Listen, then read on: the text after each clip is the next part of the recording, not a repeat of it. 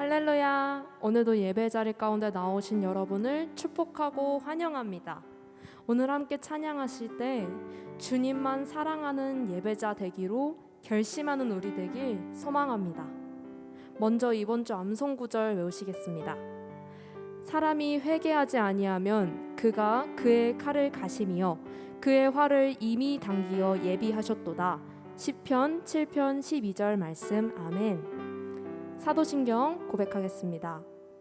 전능하사 천지를 만드신 하나님 아버지를 내가 믿사오며 그 외아들 우리 주 예수 그리스도를 믿사오니 이는 성령으로 잉태하사 동정녀 마리아에게 나시고 본디오 빌라도에게 고난을 받으사 십자가에 못 박혀 죽으시고 장사한 지 사흘 만에 죽은 자 가운데서 다시 살아나시며 하늘에 오르사 전능하신 하나님 우편에 앉아 계시다가 저리로서 산자와 죽은 자를 심판하러 오시리라.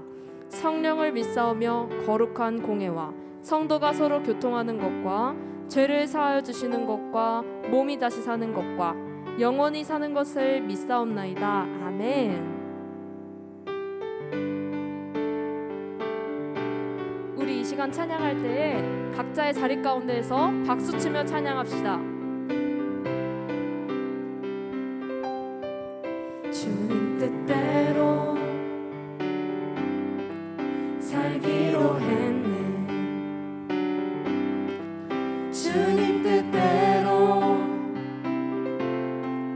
살기로 했네. 주님 뜻대로 살기로 했네. 뒤돌아서지 않겠네. 이 세상 사람, 이 세상 사람, 이 세상 사람 날 몰라줘도, 날 몰라줘도 이 세상 사람, 이 세상 사람 날 몰라줘도, 날 몰라줘도 이 세상 사람, 이 세상 사람 날 몰라줘도, 날 몰라줘도 뒤돌아서지 않겠네. 뒤돌아서지 않겠네. 뒤돌아서지 않겠네. 어떠한 시련이 와도 수많은 유혹 속에도 신실하신 주님 약속 나 붙들리라. 세상이 이해 못하고 우리를 조롱하여도 신실하신 주님 약속 나 붙들리라. 결코 돌아서지 않으리. 처음부터 다시 찬양합시다. 세상 등지고, 세상 등지고, 세상 등지고 십자가 보내, 십자가 보내. 세상 등지고, 세상 등지고 십자가 보내, 십자가 보내. 세상 등지고, 세상 등지고 십자가 보내, 십자가 보내. 뒤돌아서지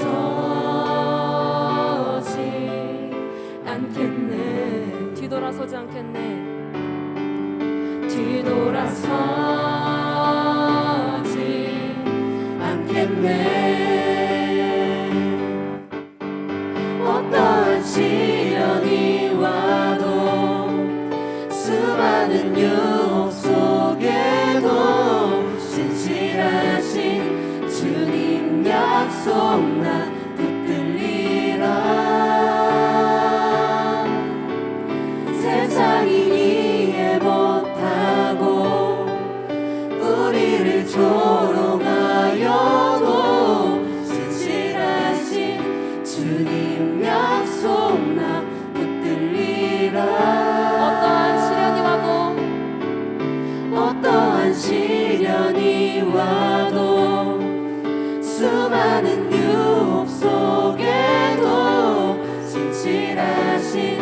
주님 약속 나 붙들리라. 세상이 이해 못하고 우리를 조롱하여도 진실하신 주님 약속 나 붙들리라. 결국 돌아서지 않으리.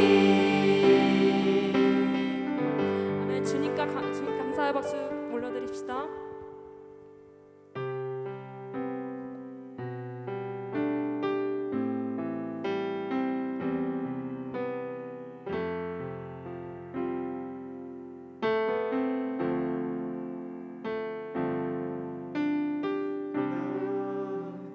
이제 돌아가 이 삶으로 주를 예배합니다. 늘 정직함으로 또 진실함으로 나를 드립니다. 나를 더 잘 아시는 주님, 나도 주님 더 알기 원해요. 마르지 않는 주의 자비하심, 주의 품 안에서 나 노래하네. 나의 삶의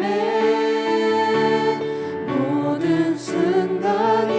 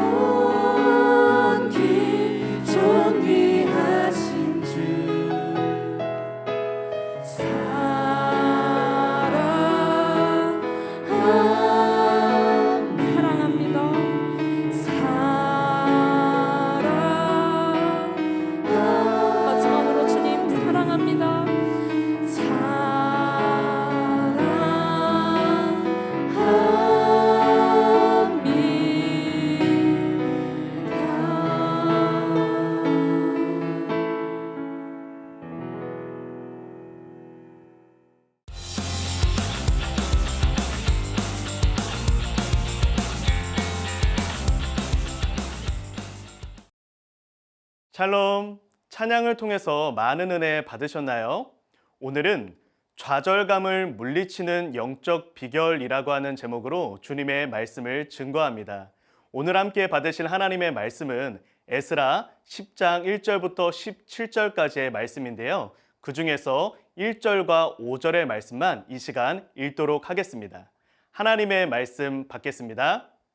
에스라가 하나님의 성전 앞에 엎드려 울며 기도하여 죄를 자복할 때에 많은 백성이 크게 통곡하매 이스라엘 중에서 백성의 남녀와 어린아이의 큰 무리가 그 앞에 모인지라. 5절입니다.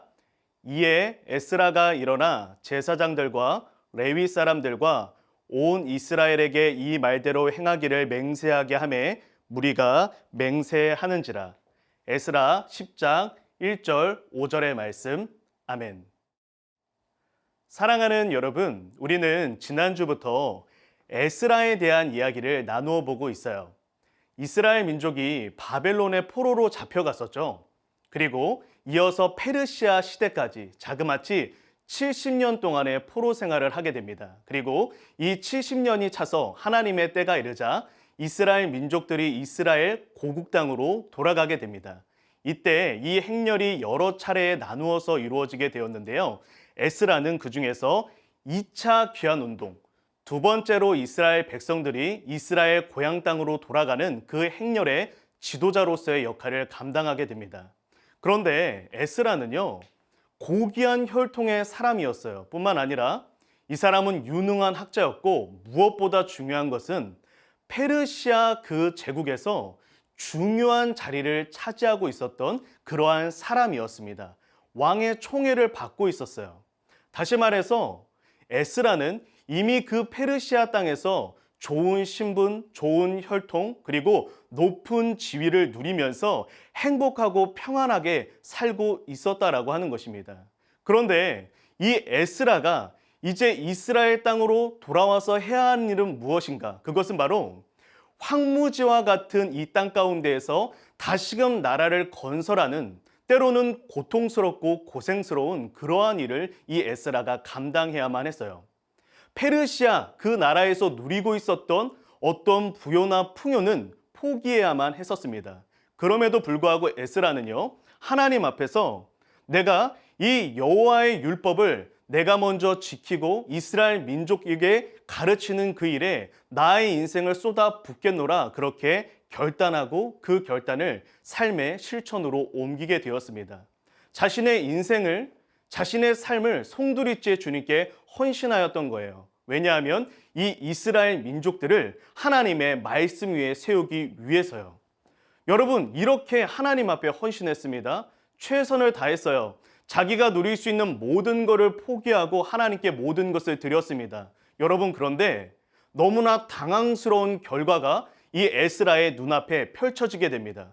이가 정말 열심히 주님의 말씀을 가르치며 자신의 삶을 헌신하였는데 이러한 보고가 들렸어요. 어떠한 보고였냐면 이스라엘 백성들이 하나님 앞에 심각한 범죄를 저지르고 있는데 이방인 아내를 맞이하고 있습니다.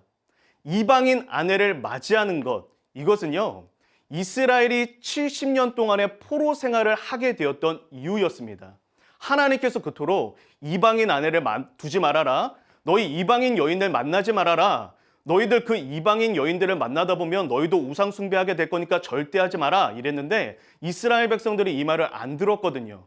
계속해서 어겼거든요. 그래서 하나님은 이 70년 동안의 포로 생활을 이스라엘 민족에게 허락을 하신 것입니다. 그런데 이 포로 생활 가운데에서 하나님께서 자유와 해방의 날을 이제 주셨는데 그날이 얼마 되지도 못해서 그 자유를 얼마 누리지도 못하고 다시 70년 전에 이 모든 힘듦과 어려움의 원인이었던 그 죄악을 다시금 반복하고 있다는 그 보고가 들린 거예요. 충격적이죠. 그런데 더 충격적인 건 무엇이냐면 방백들과 고관들이 이 죄에 더욱 으뜸이 되고 있습니다. 다시 말해서 에스라요, 이 땅의 지도자들이, 제사장들이 당신 주위에서, 에스라 주위에서 에스라와 함께하고 있던 그 동역자들이 이 죄에 으뜸이 되고 있습니다 라고 이야기를 한 거예요. 여러분 얼마나 허망했을까요? 자신의 삶을 다 드렸어요. 하나님 앞에 최선을 다했습니다. 더 이상 자기가 더 할 수 있는 게 없을 만큼 하나님 앞에 모든 것을 드린 거예요. 땀을 들이고 눈물을 들이고 삶을 드렸건만 그가 맞이한 결과는 너무나도 허망한, 너무나도 좌절스러운 이 순간을 맞이했다라고 하는 거예요. 여러분, 목사님도 이런 경험이 있거든요.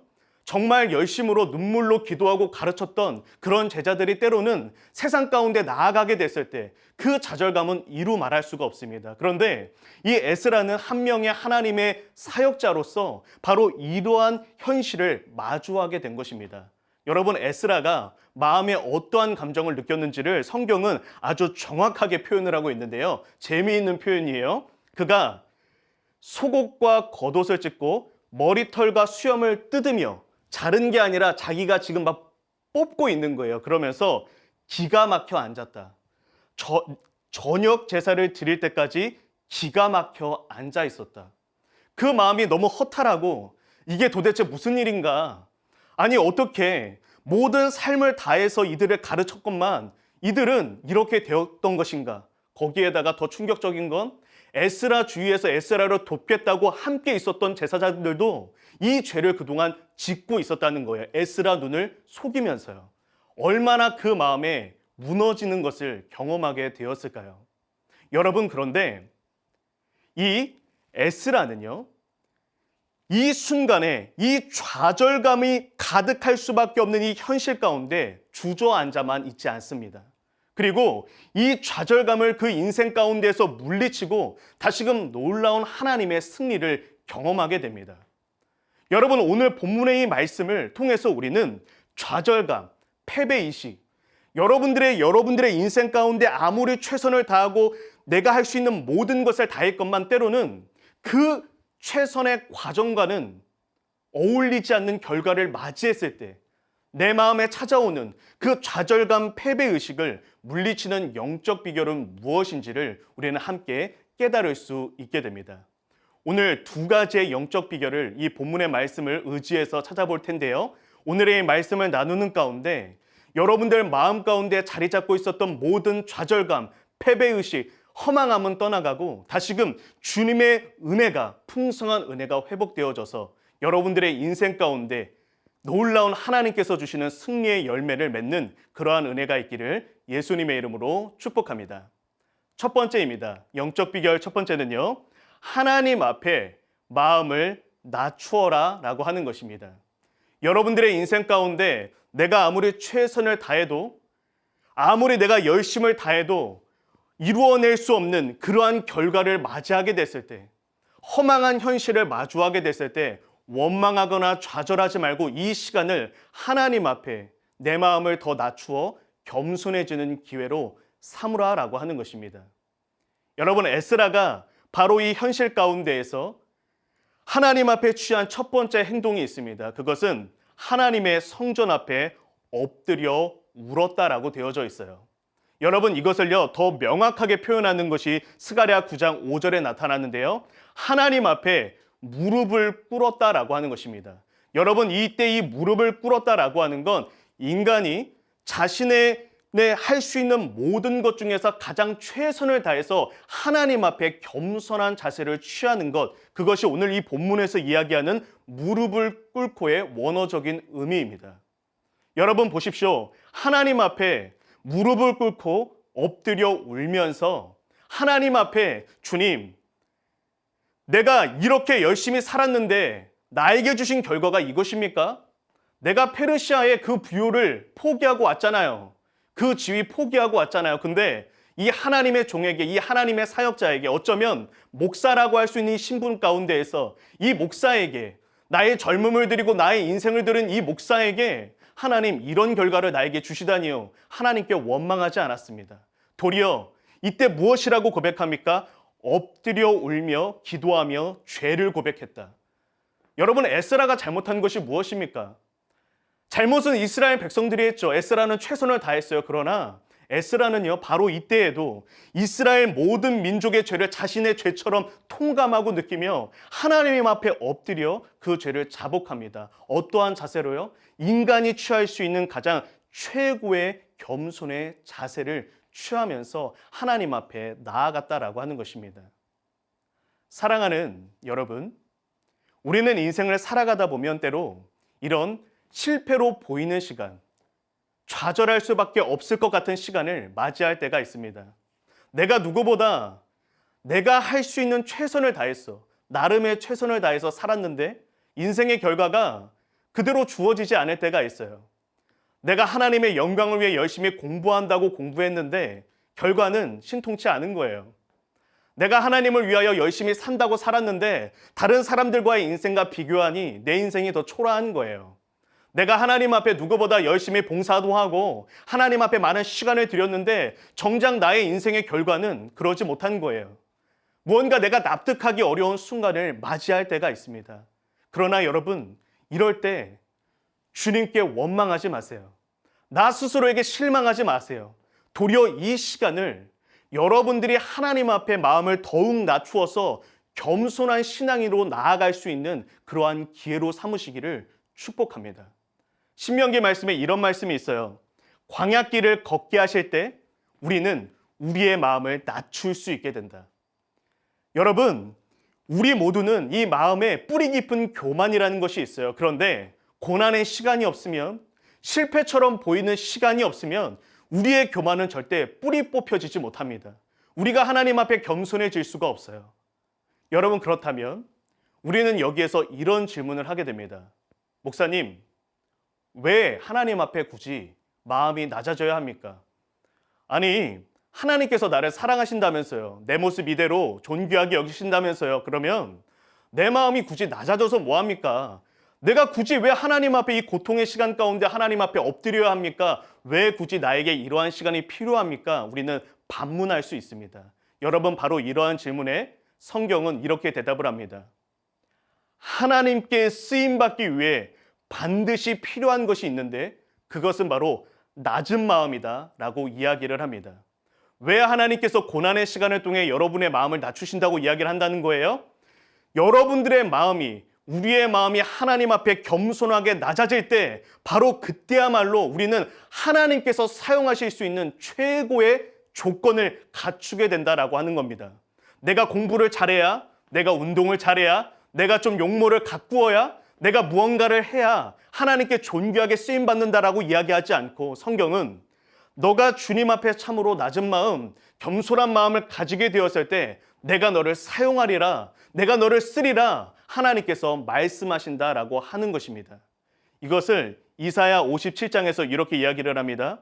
하나님은 높고 거룩한 곳에 계시는데 보십시오. 마음이 겸손한 자와 함께한다. 하나님은요, 높고 거룩한 곳에만 계신데요. 그런데 그곳이 어디라고 말하는 거예요? 겸손한 마음을 가진 자. 다시 말해 하나님 보시기에 마음이 겸손한 신앙인, 그곳이 하나님이 머물 만한 거룩한 곳이다라는 거예요. 하나님이 머무실 만한 높은 곳이다라고 하는 거예요. 내 마음이 낮아지면 낮아질수록 내 마음에 주님의 보좌는 더욱더 높아지게 됩니다. 더욱더 거룩해지게 되는 거예요. 내가 겸손해지면 겸손해질수록 내 인생 가운데, 내 심령 가운데 모실 수 있는 주님의 자리는 더 높고 거룩해지는 것입니다. 하나님은 때로는 실패로 보이는 그 고난의 시간을 통해 우리의 마음을 낮추셔서 그분이 임재하실, 그분이 자리하실 그 보좌를 더욱더 높고 거룩하고 단단하게 만드시는 거예요. 왜냐하면 그래야 우리가 주님께 쓰임받을 수 있으니까요.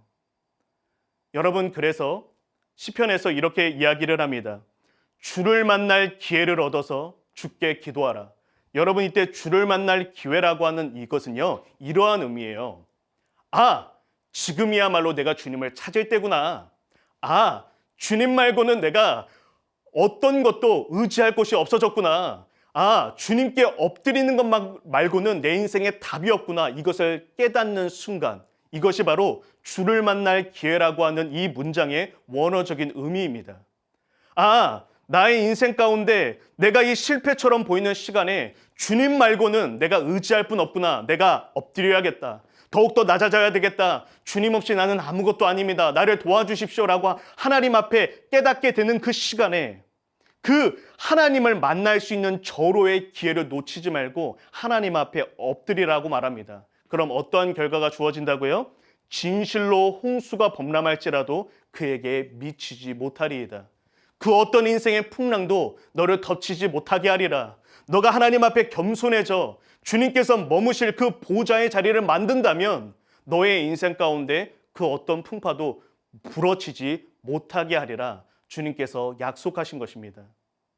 여러분, 이것을 누가 보여줍니까? 바로 다윗이라고 하는 성경의 인물이 보여줍니다. 여러분, 다윗이 왜 하나님께 존귀하게 쓰임 받았을까요? 여러분, 구약에서요, 하나님께서 가장 많이 사랑한다고 고백하는 사람, 또한 하나님께서 내가 이로 말미암아 참으로 기쁘다라고 말씀하시는 사람, 하나님께서 성경을 통틀어서 가장 자랑스럽게 이야기하시는 사람은 바로 이 다윗인데요. 다윗에게 무엇이 있었어요? 시편에서 이렇게 말합니다. 그는 겸손한 자였다라고 이야기를 합니다. 다윗이 다른 게 훌륭하다라고 이야기를 하지 않아요. 다윗이 훌륭한 점은 그가 하나님 앞에 언제나 마음을 낮추었다고 말합니다.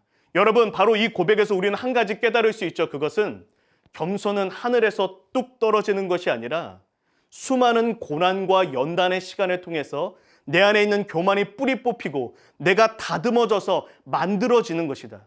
겸손이란 하늘에서 뚝 떨어지는 것이 아니라 실패처럼 보이는 시간들을 통해서 만들어지는 것이다라는 것을 알 수가 있습니다.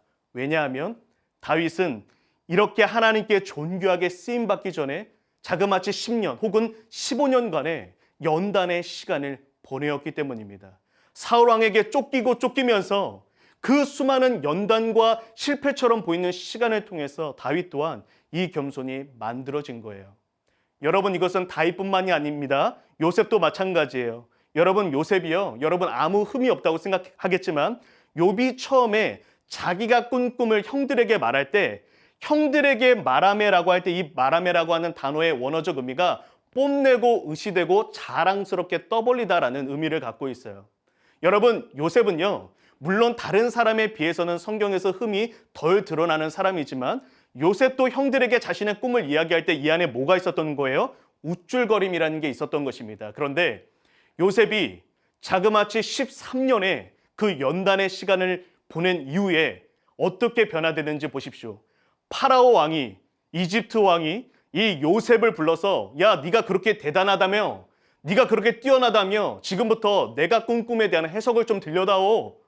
여러분, 바로 그전에는 요셉은 하나님의 하자도 말하지 않아요. 요셉은 형들에게 뽐내며 말합니다. 아, 내가 꿈을 꿨는데 이렇게 어마무시한 꿈을 꿨습니다. 나를 위해서 모든 사람이 다 절하더라고요. 이렇게 몰아던 요셉이 그 많은 연단의 시간을 보낸 이후에 이렇게 고백을 합니다. 나는 아무것도 드릴 말씀이 없고 지금부터 하나님께서 바로 왕에게 필요한 대답을 하실 것입니다. 요셉의 그 말 속에서, 마음과 생각 속에서 요셉이 사라지고 하나님이 자리 잡은 것입니다. 요셉이 그만큼 하나님 앞에 겸허한 마음을 가지게 되었다는 것이죠. 다윗도 요셉도 주님 앞에 마음이 낮아지는 시간이 필요하였고 그 시간 이후에 하나님께 존귀하게 쓰임받았다라고 하는 것입니다. 여러분, 에스라의 인생의 결론을 한번 살펴볼까요? 에스라가 이 엄청난 좌절을 할 수밖에 없는 이 현실 가운데 주님 앞에 마음을 낮추었습니다. 그 이후에 에스라가 어떻게 쓰임받았는지 보세요. 느헤미야 8장 5절부터 6절의 말씀인데요. 에스라 인생의 가장 영광스러운 순간입니다. 그가 하나님 앞에서 온 이스라엘 민족들을 모아놓고 하나님을 예배하는데요. 심지어 이때 이스라엘 민족들이 먼저 에스라한테 찾아와서 우리가 하나님을 예배하고 싶습니다라고 요청을 합니다. 에스라가 말 안 듣는 이스라엘 민족을 부른 게 아니라 이스라엘 민족들이 하나님을 사랑하는 마음으로 에스라를 찾아와서 우리를 위하여 함께 하나님께 예배합시다라고 먼저 예배를 요청을 해요. 그리고 에스라가 거기에서 하나님의 말씀을 펼치고 설교를 합니다. 설교자로서 가장 영광스러운 순간이죠.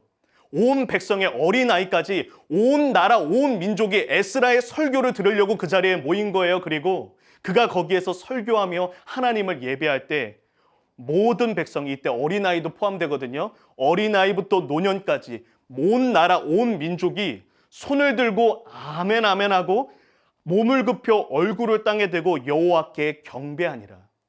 에스라가 그 페르시아 제국의 안녕을 내려놓고 이 이스라엘 땅으로 돌아왔던 이유, 내가 이스라엘 민족을 말씀 위에 세우리라, 이 민족을 여호와를 경외하는 민족으로 빚어내리라, 그 헌신을 다짐하고 이 나라에 왔는데 그 시간이 바로 현실은 되지 못했어요.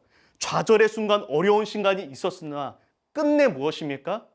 하나님 앞에 꾸었던 그 선한 꿈, 하나님을 위해서 꾸었던 그 에스라의 선한 비전이 이렇게 현실이 되어 눈앞에 펼쳐지게 되었다는 것입니다. 온 나라 온 민족이 하나님께로 돌아오게 되는 그 역사, 그 역사의 주인공에 하나님은 에스라를 우뚝 세우셨다라고 하는 것입니다. 사랑하는 여러분, 오늘 첫 번째 대집 가운데 나눴던 이야기를 간단하게 정리해 보도록 하겠습니다. 실패처럼 보이는 시간이 찾아온다면 하나님 앞에 겸손의 신앙을 빚어가는 기회로 삼으라. 여러분들의 인생 가운데 좌절이 되는 순간, 내 마음이 낙담이 되는 순간, 바로 그때 주님을 향한 불평과 원망을 거두고 나 스스로에 대한 실망감을 그만 중단하고 바로 이 시간을 하나님 앞에 내 마음을 더 낮추어 주님을 더욱더 깊이 의지하는 그 겸손의 신앙을 빚어가는 기회로 삼을 수 있기를 예수님의 이름으로 축복합니다. 두 번째입니다. 좌절감을 물리치는 영적 비결 두 번째는요, 믿음의 선한 도전을 시작하라는 것입니다. 내가 이 좌절되는 순간에 모든 것을 내려놓는 것이 아니라 더욱더 용기를 내어서 믿음의 선한 도전을 시작하고 그 선한 도전을 계속해서 이어가라라고 하는 것입니다. 에스라가 하나님 앞에 이 엎드려서 하나님께 울며 기도하는 그 시간을 보낸 이후에 그 자리에만 머물러 있지 않습니다. 에스라가 자리에서 일어나서 다시금 하나님을 위한 꿈을 꾸기 시작합니다. 하나님의 나라를 세우기 위한 믿음의 선한 도전을 시작해요. 여러분, 이것이 어떻게 이루어지냐면 하나님께 마음을 낮추어서 기도하고 있을 때 하나님은 스가냐라고 하는 동역자를 붙여주십니다. 그리고 이 스가냐라는 사람이 함께 하나님께 기도하다가 에스라에게 이렇게 이야기를 해요. 에스라요, 우리의 지도자 에스라요, 우리가 아직도 소망이 있습니다. 여러분, 이게 원문의 의미가 이때야말로 소망이 있습니다 라는 그러한 의미거든요. 스가냐라고 하는 동역자가 일어나 에스라요, 우리가 하나님 앞에 이렇게 마음을 낮추고 하나님 앞에 회개하기로 결단한 바로 이날에, 바로 이때야말로 우리에게는 소망이 있습니다. 그것은 우리 민족이 그동안 맞이했던 이 모든 이방인 아내와 그들의 소생, 아들과 딸을 다 이 땅에서 내어 쫓아버립시다. 에스라여, 바로 이 일은 당신만이 할 수 있으니 일어나소서, 우리가 돕겠습니다. 힘써 행하십시오 라고 이야기를 합니다. 여러분, 이거는요 쉽지 않은 요청이에요. 여러분, 가족의 정의라는 게 있잖아요. 인간적인 정의라는 게 있는데 이스라엘 민족들이 그동안 이방인 아내들을 맞이했어요. 그리고 그 아내들이 아들과 딸, 자녀들을 낳았습니다. 그런데 스가냐가 요청한 거는 뭐냐면 그 이방인 아내와 그 소생들을 다 이 땅에서 내어 쫓아버리자는 거예요. 여러분, 이것이 쉬운 일입니까? 결코 간단한 일이 아니에요. 에스라는요 종교 지도자였고 많은 이스라엘 민족들의 신임을 받고 있었지만 이 사람이 왕은 아니잖아요. 에스라가 이러한 이야기를 공포했을 때 이스라엘 민족이 듣지 않으면 끝입니다. 온 나라 온 민족이 하나님을 배신한 마당에 에스라를 배신하지 않을 수 있겠습니까? 돌로 맞아 죽을 수도 있는 순간들이에요. 여러분, 그런데 에스라는 바로 이 이야기를 듣고 일어나소서, 우리가 도우르니 힘써 행하소서, 바로 이 이야기를 듣고 바로 그 자리에서 일어난 것이에요. 그 자리에서 일어나서 믿음의 선한 도전을 다시 시작합니다. 이 나라, 이 민족을 하나님께로 돌이키게 하기 위한, 하나님을 경외하는 나라와 민족으로 만들어내기 위한 꿈을 다시 꾸고 다시 시작합니다. 첫 번째는 무엇을 하였냐면 방으로 들어가 금식 기도를 하나님께 드립니다. 더 기도해봤자 뭐해. 열심히 기도했는데 결과가 이 모양 이 꼴이었는데 기도하면 뭐해. 내가 일주일, 한 달, 1년 열심히 하나님께 작전 기도 드렸는데 아무런 응답이 없는 걸 그냥 그만해. 이렇게 에스라가 좌절의 자리에 머물러 있던 것이 아니라 다시금 용기를 내어 하나님 앞에 금식하며 기도합니다. 이스라엘 민족들이 하나님께로 돌아오게 하소서, 주님을 경외하는 나라와 민족이 되게 하소서, 이 기도의 끈을 놓지를 않아요. 그리고 무엇을 하는지 보십시오. 그가 그 기도를 마친 이후에 이렇게 정말 강력한 권위의 선포를 합니다. 너희는 예루살렘으로 모이라. 누구든지 내가 지금부터 말한 날에 3일 내로 내 앞에 너희들이 달려오지 않으면 너희의 재산을 정몰할 것이고 너희를 이 나라에서 쫓아버릴 것이다. 너희가 지금 당장 내가 공포한 이날로부터 3일 내로 이 하나님의 성전 앞에 모이지 않으면 내가 너희를 이 나라에서 쫓아내리라. 에스라가 이러한 권위의 선포를 합니다. 그러자 어떠한 일이 나타납니까? 온 무리가 모여서 이 일로 인해서 떨면서 에스라가 진노했구나. 에스라가 우리의 죄를 알게 됐구나. 우리가 빨리 에스라 목사님에게로 가야지 라고 하면서 온 나라와 온 민족이 모이게 됩니다. 사랑하는 여러분, 우리는 이 에스라의 모습을 통해서 중요한 교훈을 하나 알게 됩니다. 그것은 바로 하나님의 사람은 하나님을 위한 믿음의 선한 도전을 멈추지 말아야 한다는 것입니다. 내가 때로는 하나님의 나라를 위하여, 하나님의 영광을 위하여 선한 꿈을 꿨는데 그것이 결과로 돌아오지 않을 때가 있어요. 내가 앞으로 하나님의 나라를 세워가기 위해 나는 정말 멋진 의사 선생님이 되어가지고 아픈 사람 있으면 때로는 돈도 받지 않고 고쳐주고 그들의 아픔에 가슴 깊이 공감해주며 그들을 육체적으로 아픔에서 돌봐주고 그 가운데서 복음도 전하는 멋진 의사 선생님이 될 거야. 결단하고 정말 최선을 다해 공부했는데 결과가 신통치 않을 때, 여러분, 거기에서 좌절하는 것이 아니라 하나님의 나라를 위한 그 꿈을 놓지 말고 계속 달려가야 된다는 것입니다. 하나님, 내가 하나님 앞에 정말 정결하게 살려고 했는데 나 오늘도 똑같은 죄 때문에 무너졌는데요. 하나님, 아무리 기도하고 하나님을 의지해봤자 내 모습은 결국에 여기에서 끝인데요 라고 말하는 그 순간에 그때 포기하는 것이 아니라, 그러나 주님, 나는 내일 또 도전하렵니다. 내가 또 하나님 앞에 약속했던 그 약속을 다시 한번 지켜보렵니다. 하나님, 내가 하나님 앞에 물리치기로 한 것들, 보지 않기로 한 것들, 행하지 않기로 한 것들 다시 한번 도전해 보렵니다 라고 하는 이 믿음의 선한 도전을 멈추어서는 안 된다는 것입니다. 여러분, 그것을 이 잠언 말씀에서 뭐라고 이야기를 합니까?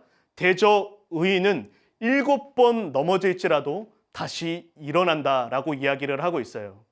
하나님의 사람은 7번 넘어질지라도 다시 일어난다. 7번은 완전수입니다. 아무리 수도 없이 인생의 끝없이 넘어진다 할지라도 그 자리에 머무르는 것이 아니라 다시금 일어난다라고 이야기를 하고 있는 것입니다. 여러분, 이 믿음의 선한 도전은 두 가지로 나누어 볼 수 있을 거예요. 첫 번째는 나 자신의 신앙 성장을 위한 도전입니다. 히브리서 말씀에 그렇게 되어져 있거든요. 너희가 하나님 앞에 때로는 끝없이 죄악으로 인해 무너지는 너를 발견할 때에라도, 너가 끝없이 주님 앞에 너 스스로의 모습에 실망하여 좌절할 때에도 거기에서 넘어져 있지 말고 너희의 무릎을 다시금 일으켜 세워서 하나님께로 나아가라. 너가 다시금 하나님께 선한 욕심을 내고 선한 도전을 계속하라. 하나님 앞에 오늘보다 더 나은 내일의 신앙인이 되기 위한 그 믿음의 발걸음을 멈추지 말라라고 이야기를 합니다. 두 번째는요, 하나님의 나라를 위한 도전이 있어요. 하나님께서 이렇게 말씀하십니다. 너희가 선을 행하라. 끝없이 하나님의 나라를 위한 그런 너희의 선의 그 열매를 계속해서 하나님 앞에 쌓아가라. 때로는 결과가 너희가 생각하기에 원하지 않던 그러한 실망스러운 결과가 있다 할지라도 너는 끝없이 계속하라. 너가 예수 그리스도의 복음을 전하는데 때로는 그 친구가 그 복음을 계속해서 거절한다 할지라도 기도의 끈을 놓지 마라. 복음을 전하는 걸 놓지 마라.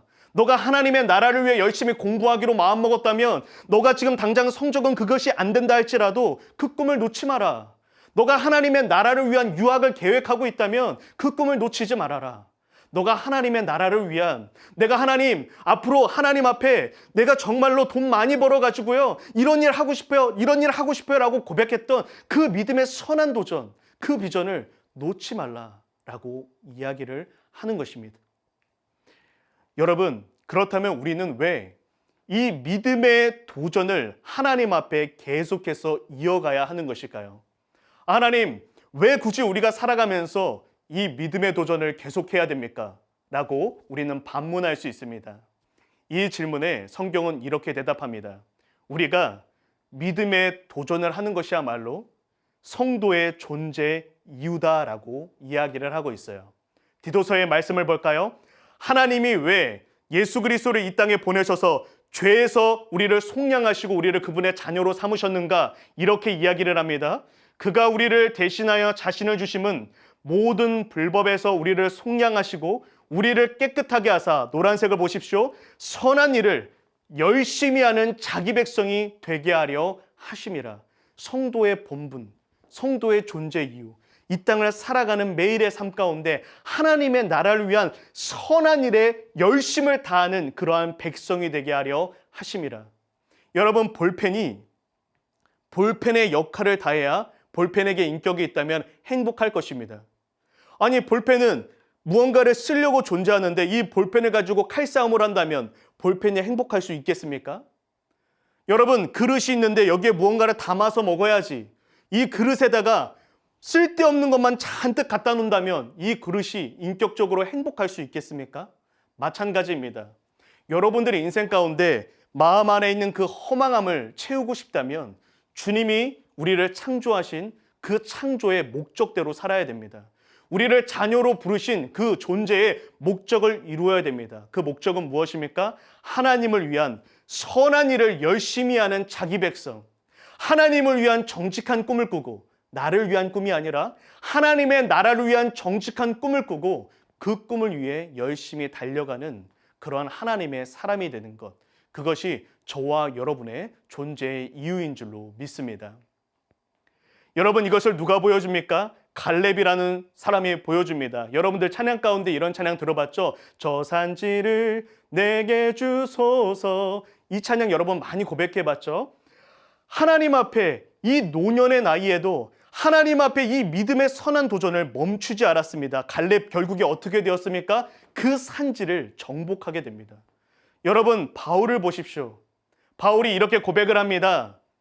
지금부터 내가 살아가는 그 모든 날 가운데 이제 내가 마지막 하나님 앞에 또 한 번의 다름질을 시작하는데 하나님께서 미리 알려주셨다.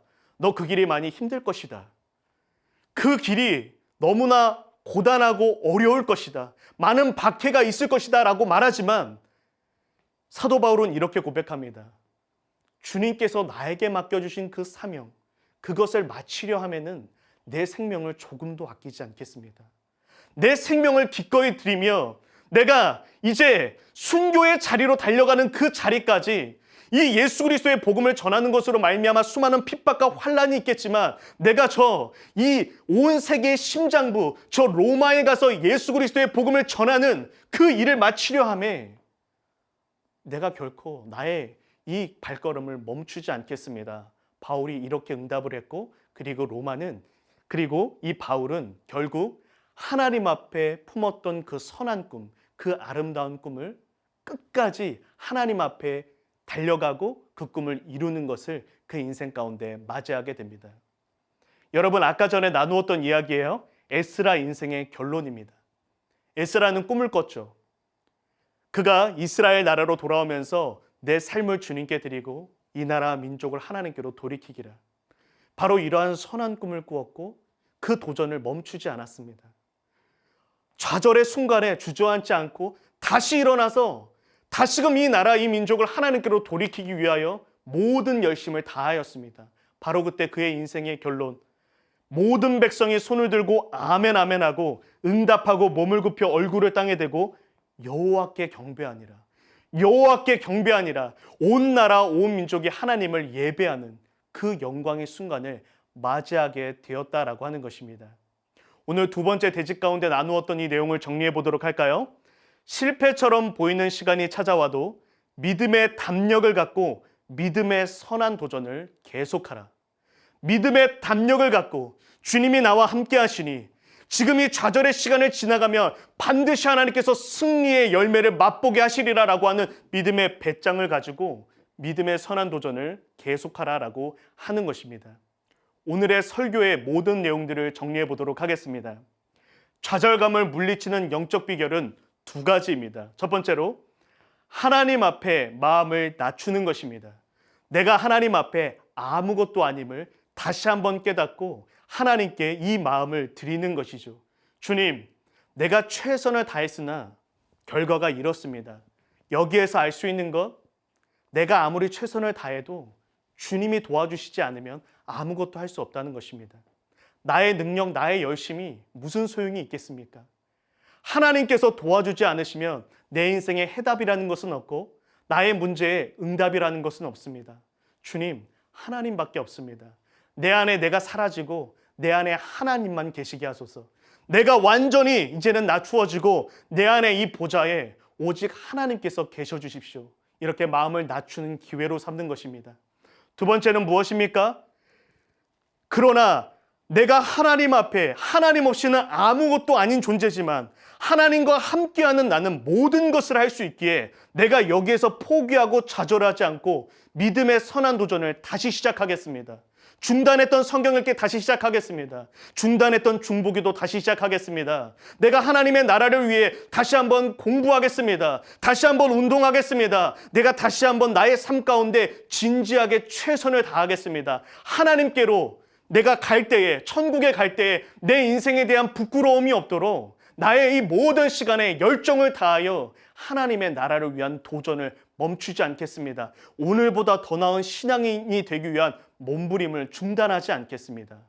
바로 이렇게 하나님 앞에 마음을 낮추고 선한 도전을 시작할 때 여러분들 마음 가운데 자리 잡았던 모든 좌절감, 패배의식, 허망함이 사라지며 결국 여러분들의 인생을 통해서 하나님께서 주시는 놀라운 승리의 은혜를 경험하게 될 것입니다. 간절하게 소망합니다. 오늘 함께 이 영상으로 예배드리는 모든 분들, 이 좌절감을 물리치는 영적 비결 마음에 새겨서 이번 한 주 동안에 하나님 앞에 마음을 겸손하게 낮추되 하나님 앞에 이 믿음의 선한 도전을 멈추지 않고 계속 진행함으로 여러분들의 인생 가운데 하나님께서 예비하신 놀라운 승리의 역사가 펼쳐지기를 예수님의 이름으로 축복합니다. 우리 이 시간 함께 기도하며 하나님께 나아가도록 하겠습니다. 우리 먼저 기도할 때는 오늘 이 주신 말씀을 붙들고 하나님께 기도하며 나아가도록 하겠습니다. 사랑하는 하나님, 주님의 은혜를 베풀어 주시옵소서. 하나님, 실패처럼 보이는 시간을 내가 지나갈 때에 좌절하지 않고 그 시간을 주님 앞에 내 마음을 낮추는 시간으로 삼게 하소서. 그리고 내가 하나님을 위한 믿음의 선한 도전을 계속하겠으니 주님 나를 도우시고 역사하여 주셔서 나의 인생 가운데 놀라운 하나님께서 주시는 승리의 은혜를 경험하게 하소서. 오늘 이 주신 말씀을 붙들고 주여 한번 부르짖고 통성으로 기도합니다. 주여, 하나님 아버지, 주님의 은혜를 베풀어 주시기를 간절하게 소망합니다.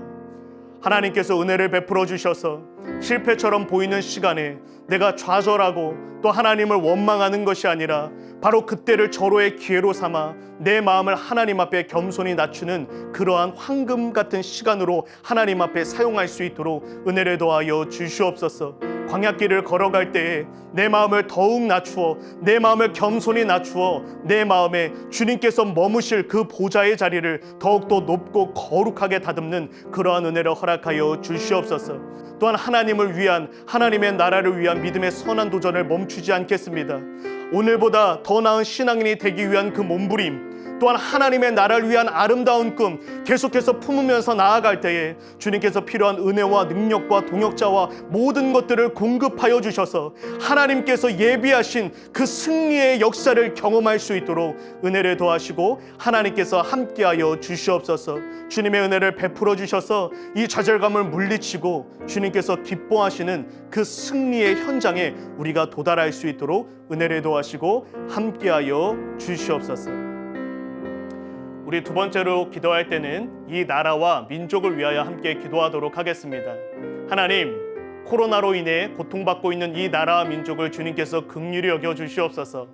하나님께서 은혜를 베풀어 주시사 하루속히 이 나라 민족의 안정을 되찾게 하시고 우리가 다 함께 얼굴을 보며 자유롭게 하나님을 예배하고 찬양하는 그 순간이 속히 돌아올 수 있도록 은혜를 더하여 주시옵소서.